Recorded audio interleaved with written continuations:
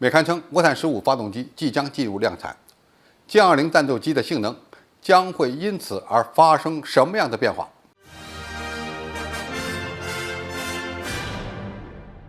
观众朋友、网友朋友，大家好，我是付前少。美国空军技术网站最近报道了关于歼20战机的一些内容。报道称，为歼20战斗机配套的涡扇15发动机的相关测试和试验已经完成，即将进入量产的阶段。外界推测，涡扇15发动机的加力推力最大可以达到15到18吨左右，它们更倾向于18吨的推力。那么这种新型的第4代的发动机配装在歼20隐身战斗机上，那么该机的综合作战性能或者是飞行性能将会有多大的改善呢？首先，涡扇15的加力推力和非加力推力都要远远大于目前该机所配装的涡扇10系列发动机。首先，涡扇15发动机的推重比、加力推力和非加力推力都要远远高于目前歼20战斗机所使用的涡扇10系列发动机。那么换了发动机以后，歼20战斗机的性能到底能有多大的改善呢？首先，由于推重比提高，加力推力上升，它的最大平飞速度以及升限都有可能明显增大。第二个好处是，该机由于非加力推力进一步提高，而涵道比呢又进一步缩小，因此它很容易实现超音速巡航。最终，它可以填补歼20 4S 指标中的最后一块展板，那就是超音速巡航能力。那么，超音速巡航能力是第4代隐身战斗机独有的，而且不是所有的隐身战机都具备这样的能力的。如果歼20配装了涡扇15，那么它很可能就会成为世界上第2款具备超音速巡航能力的战斗机。当然，有一些3代半战机也能够实现超音速巡航，比如在不开加力的情况下，最大飞行速度能够达到音速的 1.1 倍到 1.2 倍，但是这是没有使用价值的。为什么呢？因为在超音速 1.1 倍到 1.2 倍这个区间，机波阻力是最大的，也就是说，在这个阶段，全机的阻力达到了一个峰值，越过这个峰值以后，飞行阻力逐步下降。因此，要想实现超音速巡航，不仅仅发动机要给力，飞机的超音速升阻比也要比较高，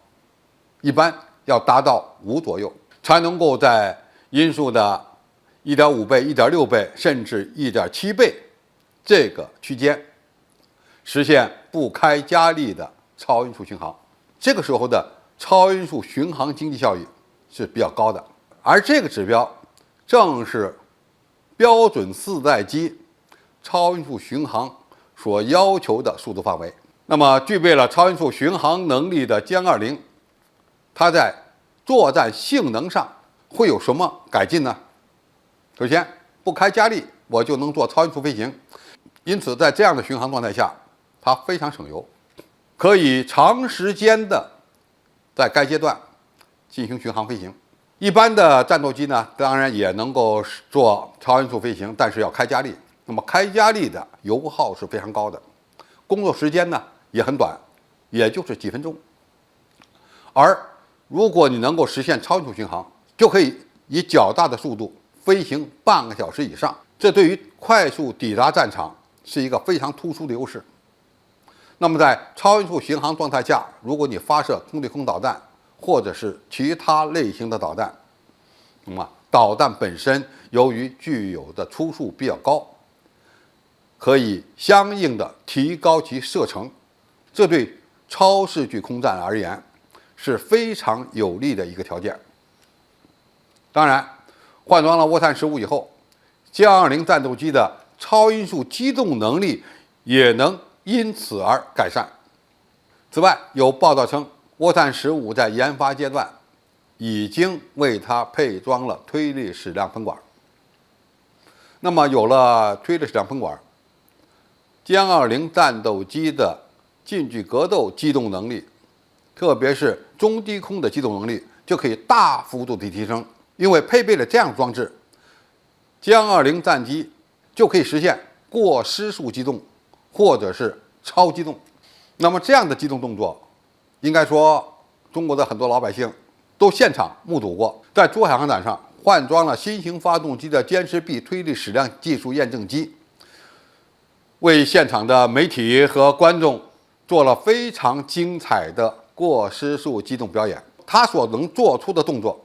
是一般战斗机实现不了的。那么在近距机动格斗状态下，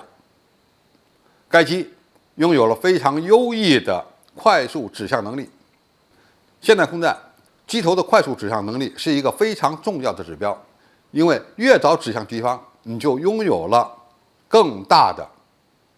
先敌发现、先敌攻击的优势。那么换装了涡扇15发动机的歼20战机，和世界上其他的几款隐身战机相比，它将会拥有什么样的优势呢？首先，无论是中距空战还是近距空战，它将全面碾压美国的 F-35中型隐身战斗机，起码可以和俄罗斯的苏-57相当。而在战场态势感知能力方面以及隐身能力方面，换装了涡扇15的歼20战机，也全面超过隐身性能差强人意、态势感知能力存在严重不足的苏-57。那么对比美国的主力战机 F-22重型隐身战斗机，歼20也有优势，因为他们的发动机水平已经相当了，都配有推力矢量喷管。但是 F-22所采用的推力矢量喷管只能上下偏转，而涡扇15的推力矢量喷管是可以上下左右全向偏转的。那么它的过失速机动能力就可以大幅度的超过美国的 F-22。何况 F-22战斗机研发的比较早，它的战场态势感知能力远远不如歼20，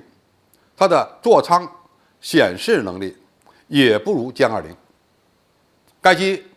没有红外搜索跟踪系统，没有分布式综合光电孔径系统，无法对战场进行360度探测和预警。这一点呢，要比歼20差得多。何况歼20战斗机采用的是压式加边条翼的气动布局，在气动性能上，歼20要优于美国的 F-22。可以说，只要涡扇15到位，那么歼20将跻身世界隐身战机的第一位。好，今天的评述就到这里，谢谢大家收看，我们下期再见。